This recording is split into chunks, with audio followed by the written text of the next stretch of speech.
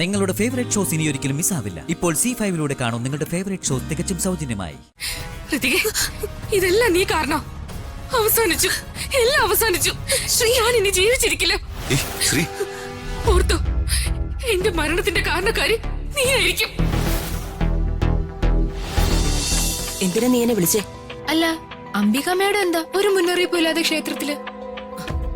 രാജുവും ഋതികയും ക്ഷേത്രത്തിൽ വരുന്ന കാര്യം നീ എന്താ എന്നെ ഇൻഫോം ചെയ്യാതിരുന്നേ? അതിനവര് ക്ഷേത്രത്തിൽ വരുന്ന കാര്യം ഞാൻ അറിഞ്ഞോ? പിന്നെ നിനക്കെന്താ വീട്ടിൽ പണി? ദേ രമ്യേ, എപ്പോഴും നിന്റെ ഒരു കണ്ണ് അവരുടെ മേൽ വേണം. മടി കാട്ടിയാലേ നിന്റെ മനസ്സിലെ ആഗ്രഹം ഒന്നും നടക്കില്ല. ഞാൻ പറഞ്ഞേക്കാം. എനിക്കൊരു മടിയുമില്ല.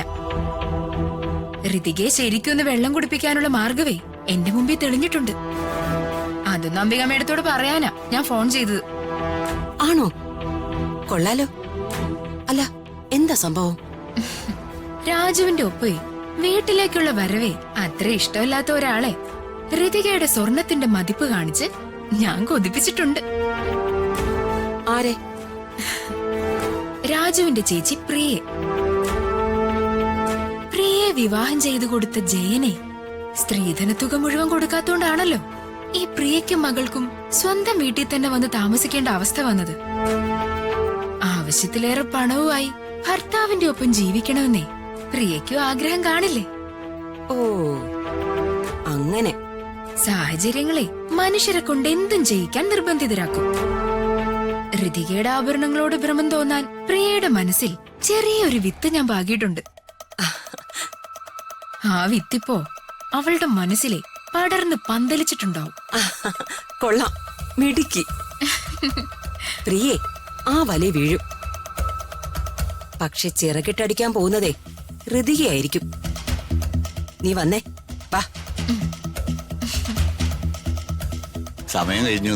ഓ ഇല്ല ദേ ചേട്ടാ, പിന്നെ ഈ ചടങ്ങൂടെ മതി കേട്ടോ.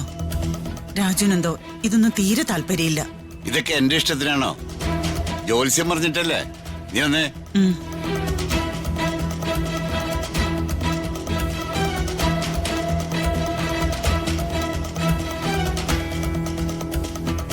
അയ്യോ,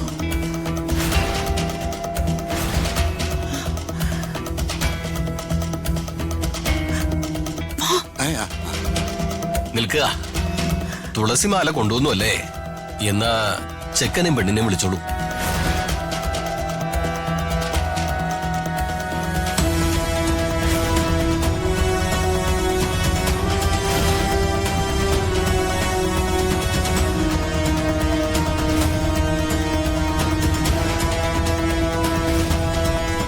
വർമ്മ സാറും ഉണ്ടോ?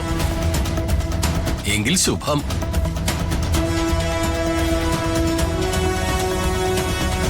വർമ്മ സാറേ, സാറിന്റെ കൈകൊണ്ട് തന്നെ ആ തുളസിമാല വാങ്ങി ചെക്കന്റെയും പെണ്ണിന്റെയും കയ്യിലേക്ക് കൊടുത്തോളൂ.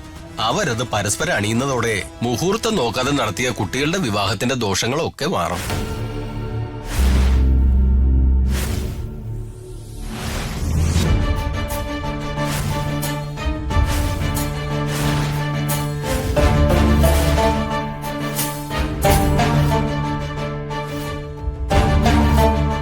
വർമ്മ സാറിനോട് പറയേണ്ടതില്ലായിരുന്നു. അദ്ദേഹം ഇവിടെ ഉണ്ടെന്ന് ഞങ്ങൾക്ക് അറിയില്ലായിരുന്നു. ക്ഷമിക്കണം. എല്ലാവരെയും ഒരുമിച്ച് കണ്ടപ്പോ ഞാൻ കരുതി പ്രശ്നങ്ങളൊക്കെ മാറിയെന്ന്.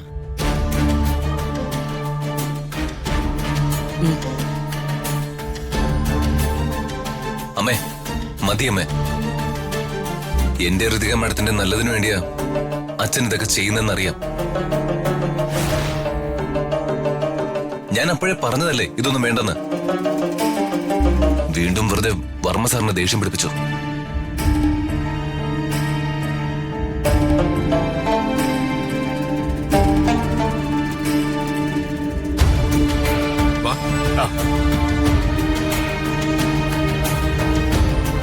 വീട് ഇത് തന്നെയാണല്ലോ അല്ലേ? ഫോണിൽ പറഞ്ഞ അടയാളം വെച്ചിട്ട് ഇത് തന്നെയാണെന്ന് തോന്നുന്നു. രുക്മിണി ചേച്ചി, രുക്മിണി ചേച്ചി.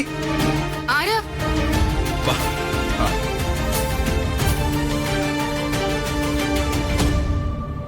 ആരാ? എന്താ കാര്യം? രുക്മിണി ചേച്ചിയുടെ വീട് ഇതല്ലേ? അത് ആ, നിങ്ങൾ പറഞ്ഞ രുക്മിണിയുടെ വീട് ഇത് തന്നെയാ. പക്ഷെ ഞങ്ങളാണ് ഇവിടെ താമസക്കാര്. ഞങ്ങള് വാടകയ്ക്കാ. ഓ, അപ്പോ രുക്മിണി ചേച്ചി താമസിക്കുന്നത്? ഞാൻ രുക്മിണിയുടെ മോളാ, രമ്യ. വാ, ഞാൻ വീട്ടിലേക്കാ. ആ പിള്ളച്ചേട്ടാ, അപ്പൊ ഇതാണ് ചെക്കന്റെ അനുജത്തി. വാ മോളെ, എങ്കിൽ സമയം കളയണ്ട, നമുക്ക് വീട്ടിലേക്ക് പോ. അല്ല, നിങ്ങൾ എവിടുന്നാ?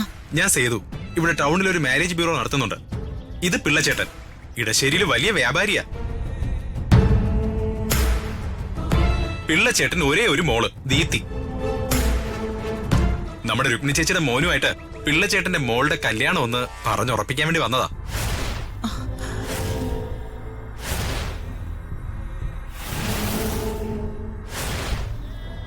അതൊന്ന് സംസാരിച്ചുറപ്പിക്കാൻ വേണ്ടി വന്നതാ.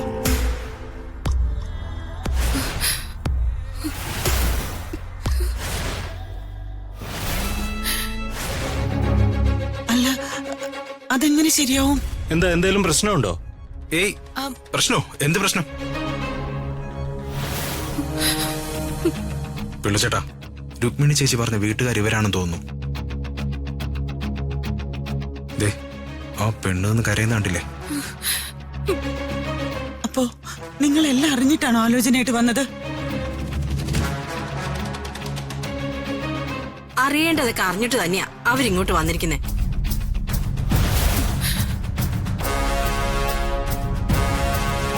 ഇനി രാധയുടെ വക വിശദീകരണമൊന്നും വേണ്ട. വേണോ ബ്രോക്കറെ? ഏയ്, വേണ്ട വേണ്ട. തനിക്ക് ഇവിടെ എത്തിയപ്പോ എന്നെ ഫോണിൽ വിളിക്കായിരുന്നല്ലോ. ഞാൻ വിളിച്ചിരുന്നു, ചേച്ചി ഫോൺ എടുത്തില്ല. ശരി, വാ വീട്ടിലേക്ക് പോ. രുക്മിണി, നിങ്ങൾ ചെയ്യുന്നത് ശരിയാണോ? എന്റെ മോളുടെ കണ്ണീര് കണ്ടില്ലെന്ന് നടിക്കരുത് രുക്മിണി.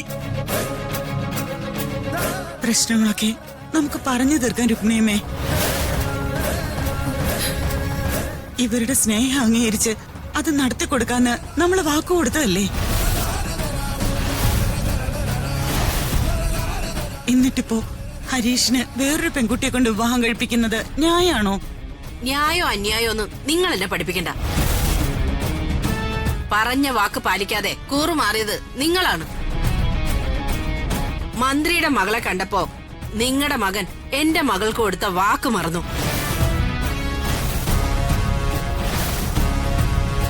എന്റെ മോൻ എനിക്കിഷ്ടമുള്ള പെണ്ണിന്റെ കഴുത്തിൽ താലി കെട്ടും.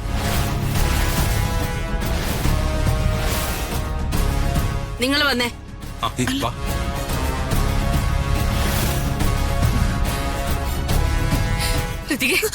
ഇതെല്ലാം നീ കാരണം. അവസാനിച്ചു, എല്ലാം അവസാനിച്ചു. ഞാൻ ഇനി ജീവിച്ചിരിക്കില്ല. ശ്രീ, ഓർത്തു, എന്റെ മരണത്തിന്റെ കാരണക്കാരി നീയായിരിക്കും.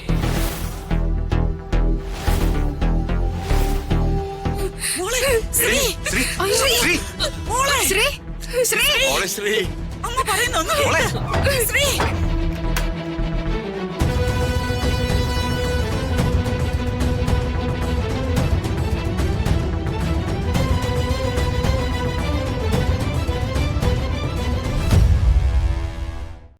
ഡൗൺലോഡ് ചെയ്യൂ C5 ആപ്പ്. കാണൂ എല്ലാ എപ്പിസോഡുകളും സൗജന്യമായി.